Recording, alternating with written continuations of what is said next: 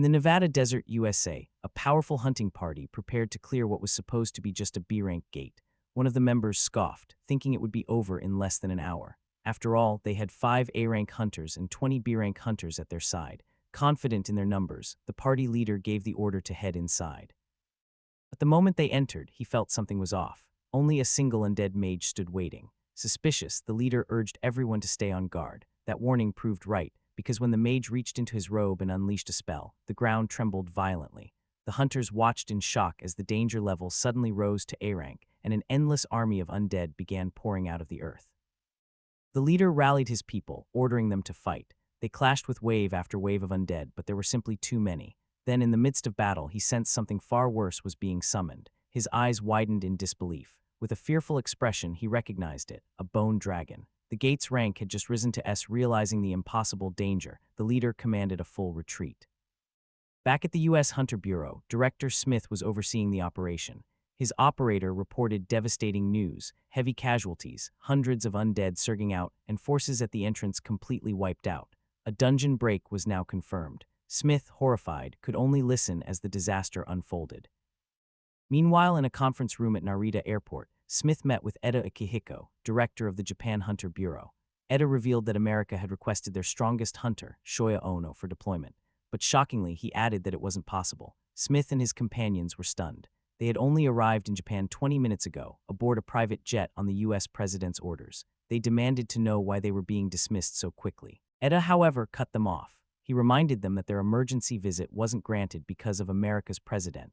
It was allowed solely by the Japanese government's approval. To make it clear, he slid a document across the table, the Japan-US Gate Information Sharing Agreement, signed just 3 months earlier. Smith froze as he realized what this meant. Eda reminded him how the U.S. had twisted every clause of that deal to serve their own interests. Now, Japan had no reason to comply. Standing up, Eda declared the discussion over. If the Americans wanted to reconsider, they could reopen talks later. Otherwise, the meeting was finished. Shocked, Smith tried to protest, but Eda only smirked and offered to arrange their swift return. Even with the Secretary of State and the National Security Advisor at his side, Smith felt cornered. Desperate, he called out to stop Eda, but the Japanese director stopped and looked back with a smirk. That night at a temporary camp on the desert outskirts, the situation worsened. The undead army had attacked Las Vegas, turning its victims into more undead. Their numbers were swelling, and they were now advancing at frightening speed toward the next city. Time was running out. Larry, the guild master of Bullion, America's strongest guild, addressed the gathered hunters. He declared that if they failed here, the necromancer's army would grow unstoppable. They had to stop them for their families and for the people of America. But just as he was about to reveal the battle plan, Director Smith interrupted, taking the podium instead. With a dramatic announcement, Smith revealed that they had managed to bring in Shoya Ohno. Murmurs spread through the hunters. Some doubted if Shoya even existed. Others scoffed, saying that if he did, he couldn't be anything special. Ignoring them, Smith pressed on, reading out the names of those chosen for the mission. Larry immediately protested when he realized only 7 hunters were being sent with Shoya. Furious, he argued that over 200 had already died in the previous attempt, and now only 7 would go. Smith calmly explained it was Shoya's request. That was all he needed. Even more shocking, the entire team consisted of long-range attackers. Larry demanded to know if they could really trust this man. Smith only smirked darkly. At the very least, he said, Shoya would buy them some time. Soon after the operation began, standing on the edge of a cliff, Shoya overlooked the massive undead army. Above them loomed the bone dragon, circling in the sky. The support team arrived, exiting their vehicle and approaching him nervously. Shoya introduced himself plainly, then without hesitation gave his first order. He told them all to attack him. The hunters froze, thinking it must have been a translation error. But when they questioned him, Shoya repeated it firmly to attack him and to not hold back. The archer snapped in anger, shouting that this wasn't a game. People here were ready to die. If Shoya wasn't serious, he should crawl back to his own country. Shoya turned his back, calm as ever, and repeated, attack like you're trying to kill me. Then he leapt straight into the undead horde below. The bone dragon immediately unleashed its breath, a devastating wave of destruction. But Shoya summoned a radiant shield, then raised it skyward. Holy fence, his barrier withstood the dragon's strike, an attack so fierce it melted the ground beneath. The hunters gawked in disbelief. He had just deflected the dragon's breath like it was nothing. The materialized barrier shattered, then started getting absorbed by Shoya. He then activated holy armor. Gathering his energy, Shoya activated a skill, shouting pulse of hatred. The undead army began to frenzy, swarming towards Shoya and gathering around him. The archer finally understood Shoya's command. He shouted to the others to unleash everything they had on Shoya's position. Though hesitant, the hunters obeyed. Their combined barrage exploded around Shoya in a storm of destruction. When the dust cleared, they stared in shock. He stood untouched, not a single scratch on him. Then suddenly the undead clutched at his legs, holding him down. From afar, the necromancer directed the bone dragon, charging an even deadlier breath. The hunters panicked, sensing mana far denser than before, but Shoya didn't flinch. "This works better," he muttered. A glowing chain shot from his hand, wrapping tightly around the necromancer. With a single pull, Shoya yanked him forward, grabbing him by the neck. In that instant, the bone dragon's devastating breath descended on them both. The blast ravaged the battlefield, tearing apart the land itself. When it finally ended, the bone dragon crumbled into ashes. As the dust cleared, the hunters cautiously approached. The mage gasped as she noticed. The remaining undead were disintegrating into dust. The archer explained why. The summoner had been annihilated. But then his voice broke. Tears welled in his eyes as he whispered that Shoya had been prepared to die all along. He had told them to be ready to sacrifice themselves, but in truth, he was the one most willing. The hunters mourned, believing Shoya had perished in the attack. The archer bowed his head, calling him an incredible tank and wishing him peace. But suddenly the ground cracked. A hand burst through the rubble. The hunters froze in disbelief as Shoya climbed out of the crater, brushing the dust off his armor. Calm and unbothered, he removed his helmet and looked up at the stunned hunters. In the United States Hunter Department Depository, there was a place known simply as the White Dome.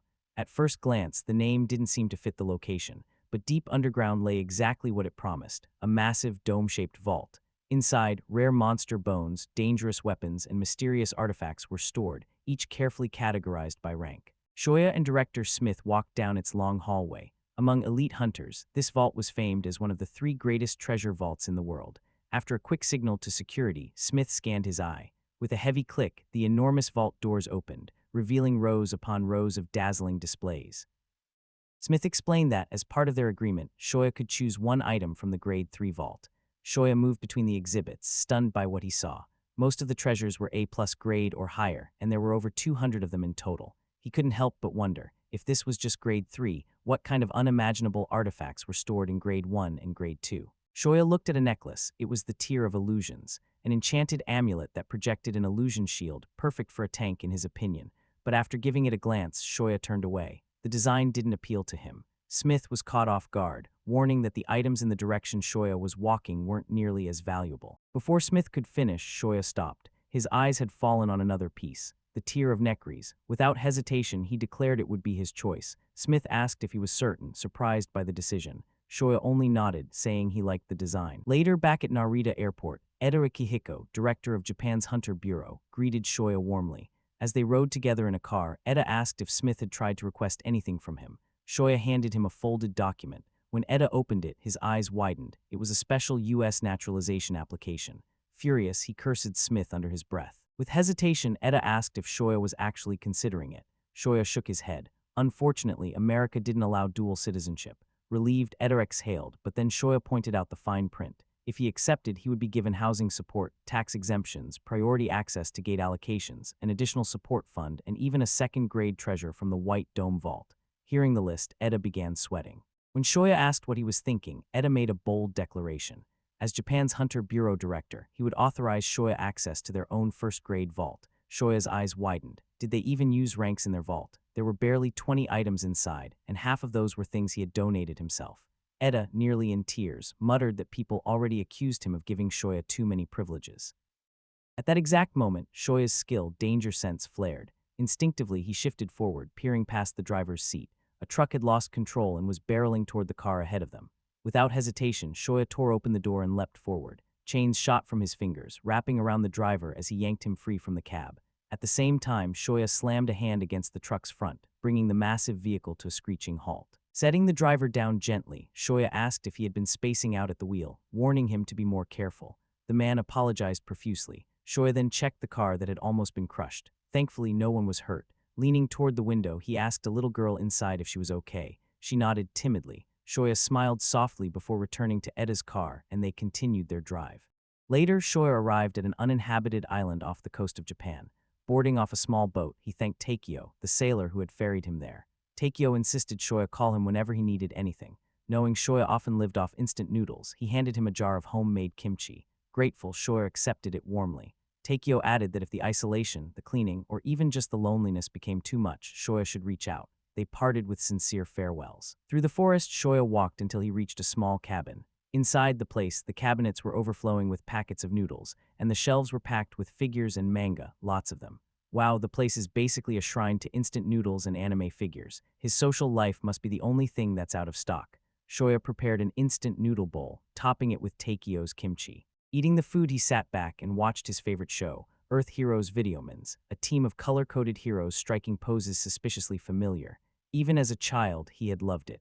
With a nostalgic smile, he murmured that Videoman never got old, no matter how many times he watched it. But when the episode ended, his smile faded. His thoughts drifted back to his childhood, playing football with his friends. His expression grew somber. Slowly, he reached for a remote and activated a sliding whiteboard. It revealed a list of names, some circled, others crossed out. Shoya stared at it with determination. Quietly, he vowed for everyone to wait for him. With a hardened gaze, he swore he would bring them back to this world. Back at the United States Hunter Bureau, Director Smith pressed one of his investigators about Shoya.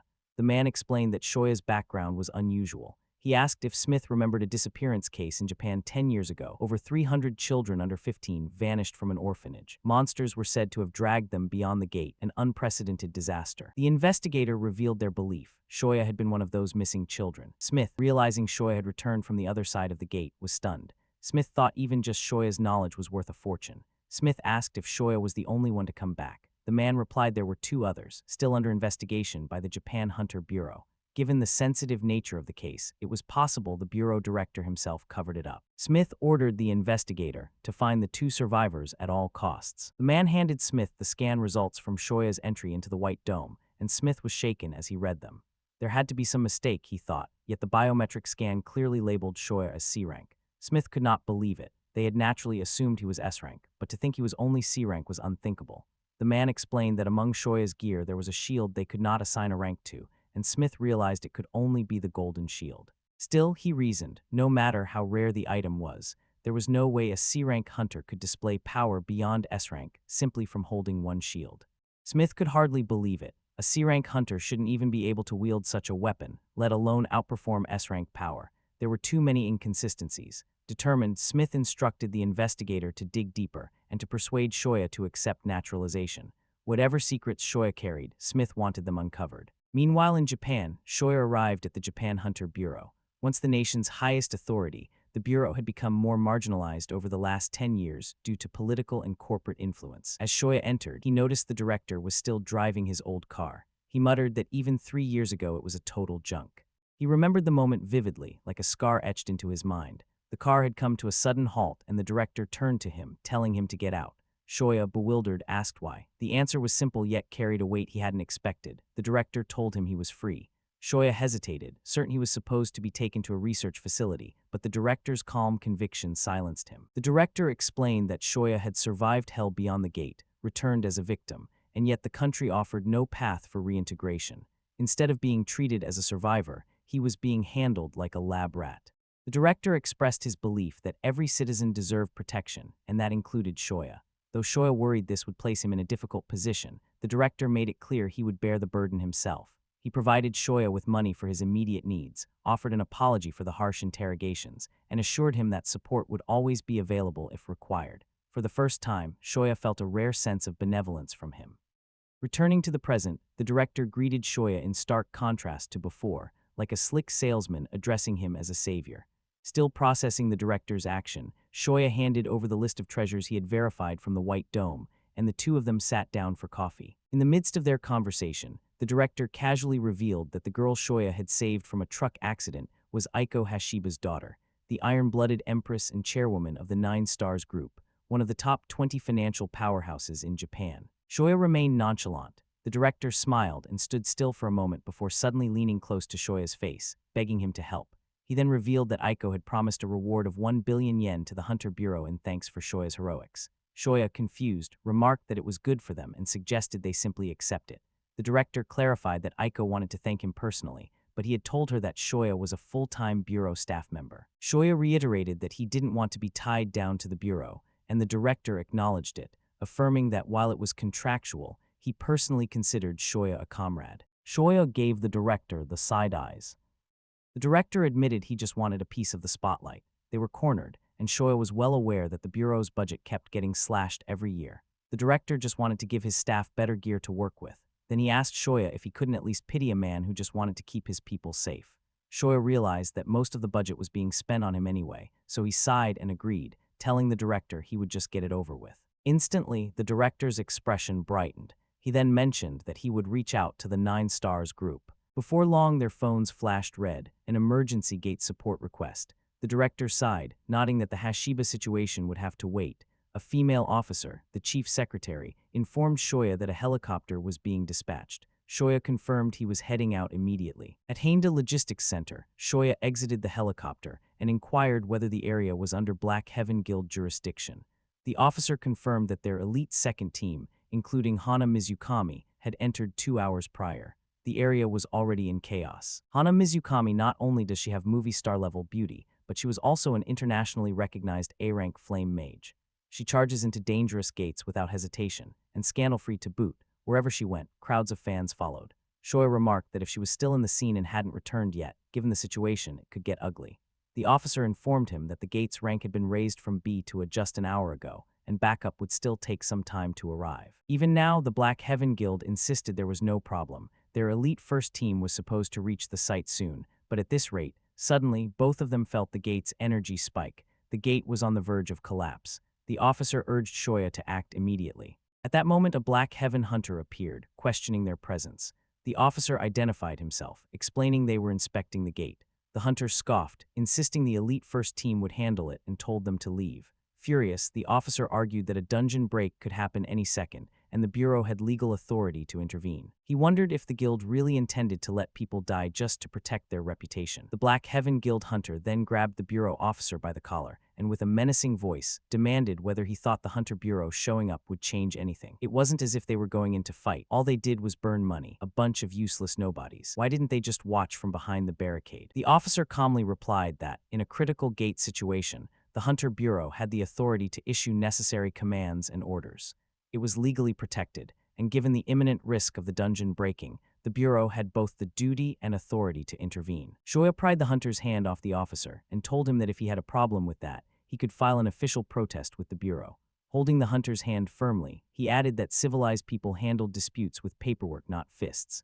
The hunter, clearly confused by Shoya's strength, stepped back. As they left, Shoya remarked to the officer that, regarding this incident, they should make sure to file for proper compensation from Black Heaven Guild. The officer replied that if they could keep the outside help a secret, the guild would offer whatever they asked for without hesitation. Angry, the hunter demanded whether Shoya was with the Hunter Bureau. Shoya, transforming into his armor, replied simply that he was a savior. Inside the gate, Hana voiced her concern, asking if it was an underestimation of a B-rank gate to have 2/3 of their team comprised of rookies. The hunter leading the group responded that while they might be new, they were all promising recruits, and it was beneficial for them to gain field experience early. More importantly, he added, they had the A-rank mage, Hana Mizukami, with them, so they would be fine. He explained that this was how the big guilds operated. If her worries proved right and things became dangerous, they would simply pull out. Even if it triggered a dungeon break, they would then send their true elite team to suppress it afterward and claim the break suppression reward. A total win-win, 2 birds with 1 stone. Hana remained silent, clearly disagreeing, but the hunter remarked that it was an industry trend and they were not running a charity after all. Suddenly, another hunter notified them that something was a little ahead, a group of dark priests. The one in the purple robe at the center was likely the boss. The party leader warned that the dark priest would use magic, making them a little tricky, but it was nothing they couldn't handle. Just then, the dark priest struck the earth with his staff, causing the ground to tremor with energy, leaving the team in confusion. Hana instantly instructed everyone to prepare for battle as the ground began to crack and crumble. A golem then burst out of the ground, launching itself onto the team. It was a temple golem. The temple golem reached out its hand and crushed the team leader. Hana immediately unleashed a stream of fire magic, directly attacking the golem. She continued her fire magic attacks, which were hitting the golem, but it seemed largely unaffected, only a small part of its body showing any impact. Hana then began to perform another spell, a magic circle forming in front of her. Die already, you oversized oaf, she yelled, continuing with a powerful attack. The temple golem crumbled to pieces. Hana, out of breath, looked at the others. Everyone but her had been wiped out. That moment, a purple energy began to emit from behind her. As she turned to look, she was attacked by the dark priest. Hana lay bloodied and trembling on the ground. She observed the Dark Priest, realizing she had no strength left. She had used all her mana to take down that temple golem. The Dark Priests began to levitate, then gathered a huge amount of energy while the others supplied him with their gathered mana. Hana braced herself, realizing this was the end. The huge energy ball was launched at her, then it exploded, destroying everything near the area. Hana was fine. As she opened her eyes, she saw golden energy emanating in front of her, projected by Shoya. She was surprised. Shoya told her to relax, then tied her with his finger chain. He sent her outside the gate as Hana screamed, and he turned to face the Dark Priests, clenching his fist. The Dark Priest started to form another energy ball, and then all together they began to attack Shoya. Shoya received each attack head-on. He calmly approached them. He then noticed the Dark Priest boss begin to summon a giant snake. The snake attacked Shoya. Shoya then slammed the snake with his shield, destroying it with ease. The Dark Mage was irritated by how easily his snake had been dealt with. Shoya complimented the Dark Priest, saying the staff he had was a nice one as he continued approaching him. Outside the gate, people were gathered, taking pictures, and hunters were stopping Hana from entering the gate again, telling her to wait for reinforcements. One of the hunters then told her to keep her voice down, mentioning that they were being watched by a ton of people right now. This put Hana on edge, and she ignited her hand with fire, telling him to back off unless he wanted to get burned. The scared hunters opened the way. As she was about to enter the gate began illuminating with a blue light, signaling it was cleared. Then Shoya emerged from the gate. She was amazed that he had cleared it alone. Shoya, noticing her clothes were in tatters, put a cloak around her. She was confused. Shoya, transforming into normal clothes as he left, told her that the cloak was really important to him and asked her to return it later. She tried to stop him, but Shoya then told her to return it through the Hunter Administration Bureau. She then froze, gently looking at Shoya as he left. Within the Black Heaven Guild's office, two figures were deep in conversation. The one seated at the desk repeated the question, asking whether someone from the Hunter Administration Bureau had truly entered the gate without authorization, rescued Hana Mizukami, and then stabilized the gate. The standing figure added that they also had a statement from Hana herself. The seated individual waved it off, insisting that Hana had always held some grievances against them, so it was obviously a lie. The seated man, Morimoto Iwao, the guild master of the Black Heaven Guild, speculated that Shoya had probably just taken out a few stragglers they had missed and was attempting to steal the credit. Morimoto Iwao continued, declaring that those tax-leeching bastards were getting too bold.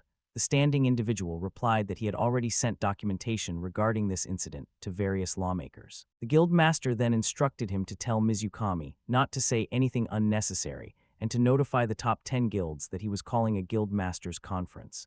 With a menacing expression, the guild master declared his intent to use this opportunity to crush that pushy bastard and make Eda grovel at his feet. At the Hunter Administration Bureau, Director Eda welcomed Shoya, mentioning he had received the report.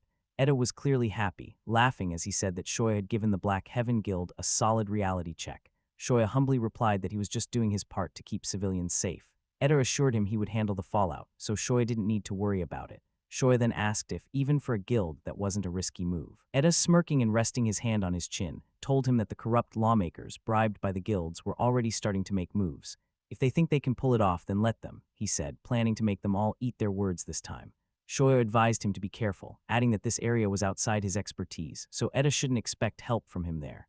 The director retorted that he was the director after all. He had all his bases covered. Shoya then handed him the Dark Priestess's staff, stating it was evidence, and told him to use it as he saw fit. The director then asked him to pick a date for a meeting with Aiko Hashiba of the 9 Stars group. After some time, Shoya stepped out of a taxi and was greeted by the Iron Blood Empress, Aiko Hashiba. She welcomed him, saying they were expecting him, then introduced herself with a bow of her head. Shoya bowed down and introduced himself too. The young girl from before Yuna then approached him, calling him uncle. She bowed her head, thanking him for saving her the other day. He patted her hair, telling her it was no problem at all. Aiko then showed him the way inside. In the room, all of them sat down. Once again, Aiko thanked him for saving Yuna, expressing that she would really like to offer something in return. He replied that it was all right, then added that if she was willing to keep showing interest in the Hunter Administration Bureau, he would appreciate it. She then asked if he truly cared about the Bureau, mentioning that she had heard he was not a full-time staff member. Shoya thought that such a detail was classified, realizing she had evidently done her homework. She apologized if that offended him, explaining she just thought perhaps he was wishing for more proper treatment. He replied, so this wasn't a thank you gift, but a proposal. She replied that she wouldn't burden the man who saved her daughter's life, but this situation had inspired her to consider something. The 9 Stars group was thinking of forming an official hunter guild, and as the guild master, she would like someone trustworthy to lead it. He replied that he was sorry, but he already had a different goal. Surprised by his rejection, she asked what that goal was. Shoya raised his hand, flexed his muscle, and told her to become Earth's hero videoman, protecting the Earth from evil. It's every guy's dream. She was confused at first, then laughed a little. He reiterated that he appreciated the offer but declined. She apologized for the useless conversation. Then Yuna asked if Videoman was like Hyperman, hero of the future. She explained that this was what the boys in her class often talked about these days. Before long, he began discussing Videoman and Hyperman with her, and he found himself really enjoying the conversation with Yuna, proof, perhaps, that even superheroes could bring people a little closer together. On the way back while Shoya was in the taxi, he spoke with the director over the phone. The director asked if he had caused any trouble and how it went. Shoya told him that it was nicer than what he expected. She even said she would like to see him again. Shoya then told the director that he wouldn't be able to come to the bureau for a while. The director asked him if he was going back. Shoya confirmed. The director asked how many were still missing, and Shoya replied, 71. The director told him he wouldn't tell him to stop, but his safety should come first. They then finished their phone conversation. Shoya returned to a small cabin on the uninhabited island. He opened some kind of underground passageway and entered. Below his cabin was an underground room.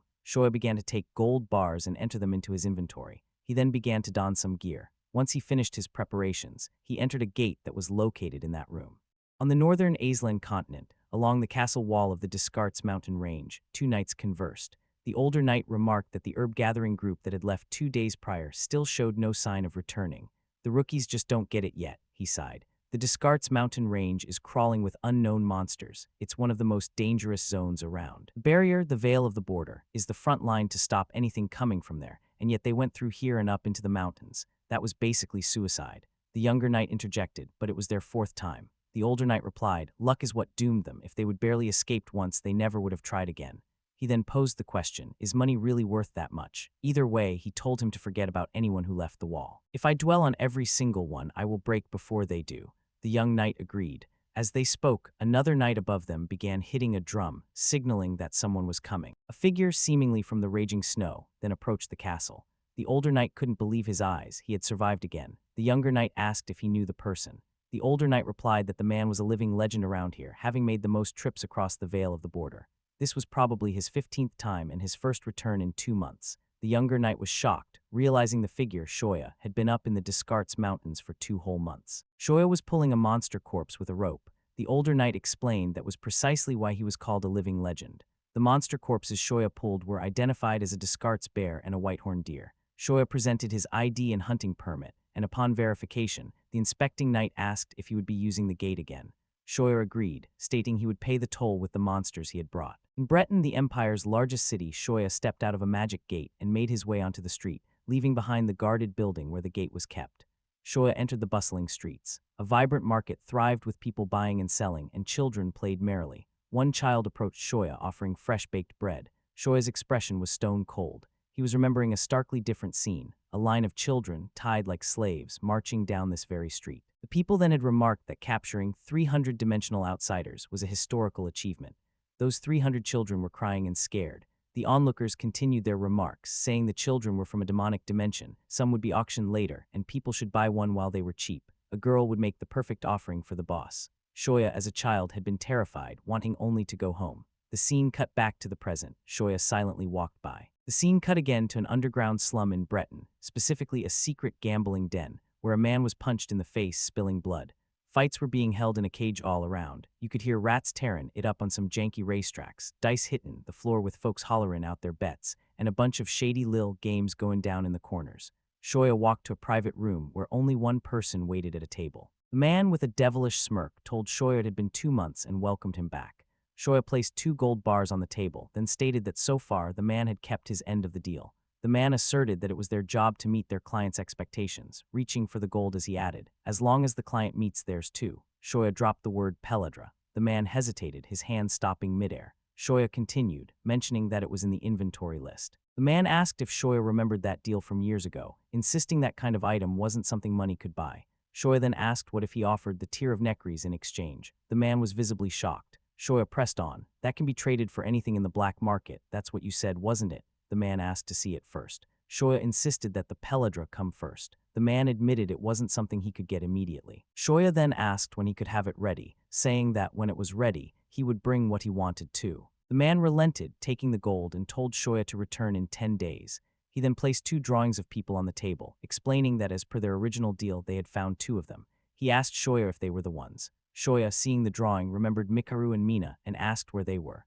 A bright smile crossed his face. He was clearly happy as the memories of them came rushing back. On the uninhabited island near Japan, at Shoya's hideout, Shoya was digging a grave. It turned out they were dead. Their bodies had been found dumped in the swamp. It was already too late. Shoya sobbed in sadness. From the looks of it, they had been alive when they were thrown out. After building their gravesite, Shoya placed flowers and told them to rest in peace. Hundreds of graves already marked that site. Shoya then declared he would make their killers pay. The Descartes mountain range snowfield. Shoya was engaged in a fierce battle, cutting down monsters with swift, decisive slashes.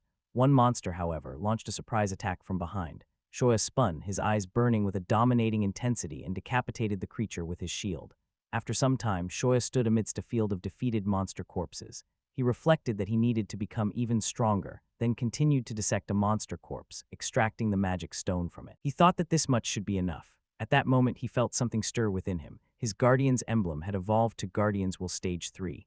His Guardian's mark had changed to Guardian's Will, and his other skills had also evolved. It had been a whole year since his last leveling up, and now, on the same day he was to get Peladra, it seemed luck was truly on his side. He left for the gambling house. The dealer there confirmed, "It's the real deal," as he lifted a sheet, revealing a golden armor Peladra, said to be the relic left behind by the strongest holy knight in history before ascending to the heavens, a truly legendary item. Shoya examined the armor with an amazed gaze. He didn't even need to appraise it. The aura alone screamed mythical, and best of all, it was gold, his favorite.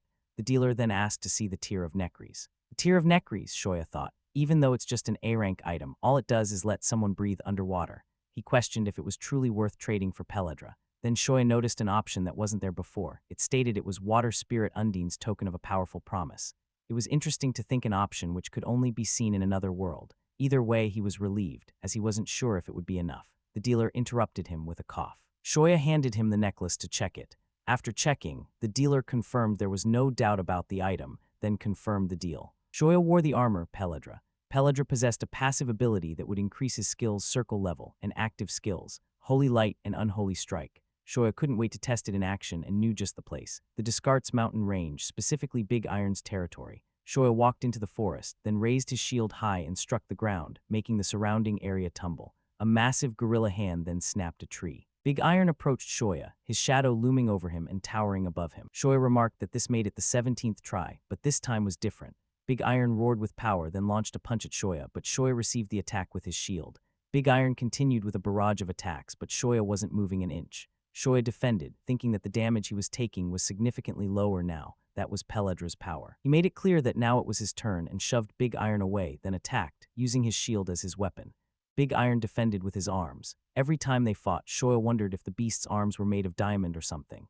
Big Iron swung his arm, but Shoya jumped away. It was a tank versus tank battle. They both continued their battle, attacking each other, neither giving the other an inch. They fought furiously, the surrounding area affected by the ripples coming from their battle. 2 hours later, they were still continuing, both pushing each other away. There was no end to the battle. It looked like another draw. Shoya asked if Big Iron wanted to call it a day. Big Iron released air from his nose in agreement. If one of them kept fighting until the other dropped, sure, that would settle it, but whoever won would be completely spent. Shoya still needed to save strength to return, and Big Iron had to protect his title as boss of the zone. Their fights always ended like this. Big Iron left. Shoya then remarked to Big Iron that his attacks no longer worked on him. Shoya told him that Big Iron should get stronger too, or Shoya just might beat him next time. Big Iron threw something at Shoya. It was a banana. It was Big Iron's way of acknowledging him. Shoya remarked that at this rate, he might actually become friends with the monster. Back at the cabin, Shoya saw that the director had made 27 missed calls. Shoya called Eda and asked what had happened at the Hunter Administration Bureau. Through the phone, Eda screamed for him to help him. Shoya asked what the trouble was now. The director told him that it was huge. Hana Mizukami had just quit the Black Heaven Guild. It was a great opportunity for them to scout an A-rank hunter, so he pleaded with Shoya to help him convince her. Shoya questioned if director Eda truly intended to scout Hana Mizukami, expressing his disbelief that she would ever join the Hunter Administration Bureau. The director quickly clarified that after quitting the Black Heaven Guild, Hana had come directly to them, asking many questions about Shoya himself. He suggested she seemed interested in him. Shoya then asked if she had returned simply to give back the cloak. The director denied this, explaining that if that were the case, she could have merely dropped it off, but she had insisted on handing it back in person. Shoya vehemently refused, telling the director they would discuss it another time and to limit his missed calls to just one, as he thought something serious had happened. He then ended the call abruptly. In his underground room, Shoya noticed his gold bar supply was dwindling, surmising he would need to sell some magic stones. Magic stones, crystallized life force found in monsters, were a valuable commodity on the Aislan continent, with purer stones commanding higher prices. Those harvested by Shoya in the Descartes mountain range were considered top quality. Shoya contacted his broker to sell about 20 kilos of them again. The broker informed him that such a volume would require settling the payment after the stones had been sold. He also expressed hope they could revisit the handling fee, explaining that everyone was currently overstocked with magic stones and actively working to clear their inventory, making it tough to profit at current prices. He acknowledged Shoya's unique situation and stated that while he understood if Shoya preferred to walk away, they were likely the only ones in the country who could discreetly handle such a large volume. Shoya calmly informed them he was out. The broker was shocked, yelling and standing up, pleading for Shoya to wait. Shoya admitted he suspected the broker believed he was laundering money through magic stones and announced that he would cut off all business with them. The broker began to beg, promising to revert to the original fee, but Shoya bid them farewell. The broker offered to go even lower, but Shoya hung up inside. He just wanted to stay anonymous, realizing his time with this secretive service was over. He then remembered that the 9 Stars group ran a magic stone exchange. They seemed trustworthy and might be worth checking out. At the 9 Stars Magic Stone Exchange, the clerk couldn't believe his eyes upon seeing the magic stone. He immediately ran to the shop's director, holding the stone above his head. In the VIP room, the director placed the appraisal results on the table. It was a rank 6 magic stone, the highest possible quality aside from rank 7 stones obtained from boss monsters.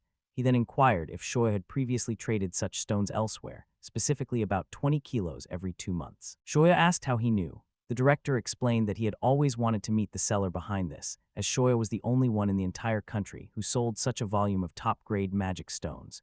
He assured Shoya he would be treated as a VIP, with the director personally making every possible accommodation, and bowed his head, pleading for Shoya to do business with them. Shoya inquired about the precise benefits of VIP status. The store clerk chimed in, listing various advantages, but simply put, one phone call and they would handle everything for him.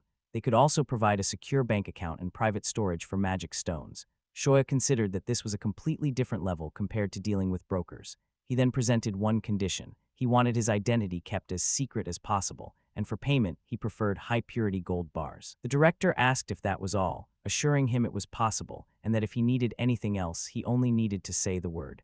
Shoya then confirmed it was a deal, telling them that assuming there were no issues, he would work with them exclusively for now. As Shoya left the shop, he mused that he had been ripped off until now and should have traded here from the start. His phone rang. It was Director Eda, who immediately asked if he had met with Hana Mizukami. Shoya replied that he had not yet. The director questioned why not, reminding him he was supposed to scout her. An annoyed Shoya retorted how he was supposed to do that without even knowing how to contact her. The director hesitantly admitted that since bureau personnel wore GPS trackers in case of emergencies, he had figured this counted as an emergency and had told Hana where Shoya was. It seemed Hana was directly behind him. Hana greeted Shoya. Shoya waved, returning the greeting, then spoke to the director with a menacing voice, announcing he was ending the call and they would talk later. Hana and Shoya then properly greeted each other with bows. She expressed that she truly wanted to thank him in person, which was why she had asked the director for help. She reiterated her deep gratitude for saving her the other day, and he accepted her thanks. She then returned the cloak she had borrowed. Shoya thanked her, thinking that he intended to pair it with Peladra to complete the set. Hana asked Shoya if he had a moment to spare, and whether she could take him out for a meal. Shoya agreed. While they were eating, Hana observed Shoya and commented on his lack of a recruitment pitch for the Hunter Association, having assumed the director sent him for that purpose. Shoya lightheartedly told her that when she next saw the director, she should say he had tried very hard to convince her. Hana then inquired if he had no intention of scouting her himself. He answered that he would not ask someone to join a place known as the Hunter's Graveyard. She questioned if it was truly that bad. Shoya told her that it was once the largest government agency, but was now in such a poor spot they could barely get any proper support. Other guilds looked down on them and they couldn't even properly resupply equipment. It was dangerous work and the pay was peanuts. No sane person would want to work there. Hana asked if he was implying people in the bureau weren't sane. He affirmed her assessment. They are fools, he stated, willing to risk their lives just to protect the public. They know how bad things are, but they still take responsibility and are just pitiful people who can't walk away. That's what kind of place the Hunter Bureau is. Shoya's phone then started ringing, signaling a dungeon break emergency. He informed Hana he was leaving. Hana, standing from her seat, stated she would go too, reasoning that the more hands the better. Shoya smiled slightly. They then left together. Near the dungeon break, the military was evacuating civilians. An officer from the Hunter Bureau welcomed Shoya and expressed surprise at seeing Hana. Shoya inquired about the situation. The officer reported that nothing was out of the ordinary so far. They hadn't expected Shoya to show up. They had been following the manual. When a dungeon break occurs, they delegate to the strongest local guild, which in this case was the Hero Guild. Shoya asked if command had already been transferred. The officer explained that the section chief was finalizing the paperwork at HQ. Shoya, leaving, deduced that meant command technically still belonged to them. Hana then remarked to the officer that the Hero Guild master, Seiji Katsumata, had a bit of a temper, but why is the officer not stopping Shoya?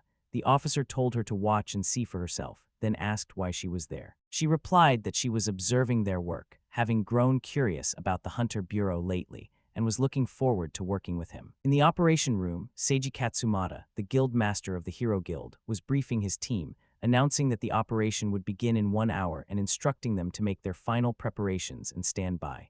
At that moment, Shoya entered the room, asking if he was the guild master. The bewildered leader asked who Shoya was. Shoya introduced himself as being from the Hunter Administration Bureau and informed Seiji that they would begin their operation immediately, with command being handed over to the Hero Guild in 1 hour. Seiji, annoyed, retorted that they must be joking. Shoya asked what the problem was, reminding him that the Hero Guild had planned their operation for an hour from now. Seiji had said it himself. Seiji questioned if Shoya was out of his mind, asking if he thought the Administration Bureau could stop this situation. He pointed out that the Hero Guild had 20 A-rank and 50 B-rank hunters gathered there, while the Bureau didn't even have an A-rank hunter, only B and C ranks. Shoya interrupted, stating he couldn't care less about childish rank wars. If Seiji didn't trust them that much, why not go ahead and deploy now? If they waited an hour, thousands of people would die while the Hero Guild fumbled around. Seiji, clearly annoyed, then declared to everyone that the Hero Guild would begin the operation in 2 hours. He sarcastically added that if thousands would die in 1 hour, then 2 hours would be a reliable bloodbath. Then, the Hero Guild master poked Shoya with his fingers and told him that everyone who could have been saved in the first hour would die because of him. He told Shoya to scram and said he would personally collect his bones when it was all over. A little while later, Shoya, wearing his new armor, gathered the Bureau hunters and began instructing them. Close-range hunters would be on rescue duty, and long-range hunters will join him to take down the monsters. He told them that that was all, and asked them to make sure the Hero Guild didn't get a turn at all. Hana, confused, asked if he was entering the gate without any plan. He replied that was what a man's gut was for. She thought the remark sounded like an old man. In the area where the dungeon break opened, it was devastated. A little kid was crying all alone for his mommy. A big wolf monster tried to attack him, but Shoya intervened, attacking the wolf and propelling it further away. The close-range hunters began to evacuate the civilians while Shoya defended. A horde of monsters was coming heading towards them. Shoya rushed forward, telling them they would use the same strategy as always. Shoya used his finger chain skill, restraining the monsters. The other long-range hunters began casting their attacks. They began destroying the restrained monsters. So the strategy was, Shoya stops the monsters in place, then they finish them off with a coordinated arrangement attack. This was the Bureau's style. Hana was amazed at how simple but efficient they were. Shoya was amazing, but everyone's teamwork was incredible too. They were totally in sync, executing their roles perfectly. Even though the Black Heaven Guild always prioritized loot over lives, Hana realized the real hunters were here all along. She felt hope and smiled. Among the debris, a wolf monster jumped and attacked an archer, but Hana intervened, using her fire magic and attacking the monster, making it miss its mark. The Bureau hunter thanked her for saving him. She replied that it was no problem. She was doing what any good junior would, and there was no need to thank her. He looked confused hearing junior. Shoya then remarked that it was time to wrap this up. Another hunter called for him and showed him an open area nearby. The hunters moved to the open area and everyone took their positions. Shoya took a deep breath, then activated the skill Battle Cry, aggroing all the nearby monsters. All the monsters surrounded Shoya and attacked him. He thanked them for the invitation, then used his finger chain skill to restrain the monsters. Shoya then instructed the long-range hunters to hit them with their strongest magic. Hana was confused, asking Shoya what he was talking about. He was still in there. The archer told her that this was the fastest way, and he did this all the time, telling her to just trust him. He added that she was looking forward to seeing Hunter Hana's spells in action. Hana cast her spell, the energy emanating from it illuminating the surrounding area. She told Shoya that whatever happened, he shouldn't blame her, then launched her fire magic attack. It landed squarely in the middle, creating a tornado of flame. The monsters began to disintegrate in the flame. After the attack, Hana looked and saw Hunter Shoya standing in a torched and destroyed area around him. He remarked that he couldn't tell who the real monster was anymore. Hana and Shoya then returned to the Hero Guild's location. Seiji mocked them, saying they had crawled back after all their big talk, asking what their plan was now. While standing there yapping, innocent civilians were dying. Seiji looked at his phone, then remarked that unfortunately, they still had 1 hour and 8 minutes left before the Hero Guild could take action. He declared he was going to demand compensation for the way the Bureau had insulted the Hero Guild. Just then an announcement was made that the break alert was lifted. Seiji froze. Shoya remarked that Seiji didn't get it, then informed him that the dungeon break had already been handled by the Bureau. Seiji's expression darkened, terror setting in. As Shoya and Hana left, Hana told Seiji that if he wanted to pick up the scraps, he was welcome, and maybe he would find something useful. Seiji was humiliated by what had just happened. While in a taxi, the radio played a news report about recent events. Several major guilds had offered outrageous deals to scout Hana Mizukami after she left the Black Heaven Guild, but to everyone's surprise, she chose the Hunter Administration Bureau. This unexpected news had thrown the entire guild scene into chaos. Hana was quoted as saying her choice was because she just wanted to become cool like someone. Out of nowhere, Shoya's impact detection activated. He urgently told the driver to go to the National Central Library. He then called Minato, not Konoha's yellow flash, but the kind who only flashes on caller ID, speaking over the phone, checking if Minato was okay. Minato answered with a hesitant, "Yeah, probably." Shoya assured him he was on the way and told him to hang tight. Minato apologized for causing any trouble. Shoya instructed him to call immediately if anything happened, then ended the phone call. At the National Central Library, people were panicking and evacuating. It was another evildoer incident, apparently a frequent occurrence. People wondered if an S-rank treasure was hidden there, questioning why evildoers kept showing up at the library. In the men's bathroom, a masked man was striking something with a hammer, yelling for it to just break already. He commented on how freaking tough the thing was. Another masked man scoffed, asking what else he had expected when it was a S-rank gear, and called him a dumbass. He urged him to get moving before the Bureau arrived, reminding him they were already out of time.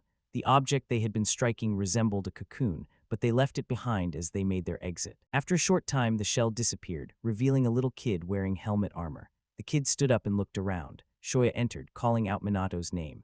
Minato rushed forward and threw his arms around Shoya. Shoya let out a small laugh, calling him a clingy kid, but Minato told him he couldn't help it. This moment reminded him of 3 years ago, and he was just so happy. Shoya held him tightly, saying that back then, all they wanted was to go home. Both of them had been so overwhelmed with emotion that they hadn't even realized they were surrounded by Bureau agents until it was too late. Minato nodded, recalling how terrified they had been in that moment. Minato then removed his helmet. Shoya asked if he was unhurt. Minato confirmed he was okay, then showed his helmet, stating he still had it. Minato's head was red like molten magma. The helmet's name was Crown of the Doppelganger King. Its effect was to transform into a cocoon to protect the wearer when in danger. Shoya had given it to Minato for protection, but it had ended up putting him in danger instead. Minato put on the helmet, telling Shoya if he hadn't had it, he would have been dead by now. The helmet transformed, covering his head and showing his normal face. Minato thought he should quit working here. It was probably because of the rumors, but the evildoers kept showing up more often. Minato was fine with it, but he was just causing trouble for everyone else. Shoya agreed with Minato's decision, adding that even if he went to another library, the same would probably happen again.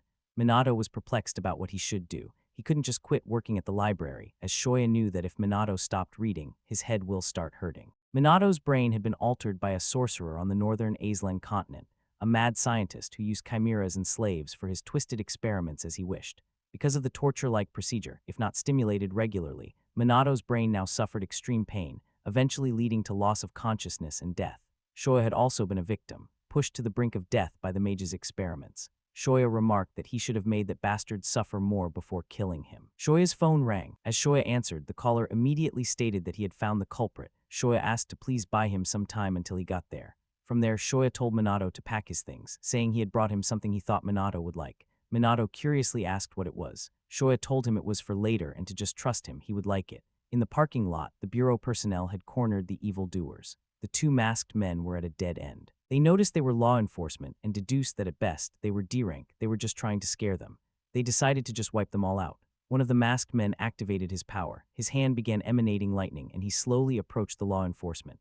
The electric guy attacked all the officers who were helpless. The masked man stated that not all evildoers were low tier. They were not some street thugs. The officers were on the ground, paralyzed. The other masked man remarked that, to be fair, according to these guys, the masked men had fled without catching a single kid. The other added that perhaps it was time they quit and joined a guild. The hammer-masked man approached the fallen officers to finish them off.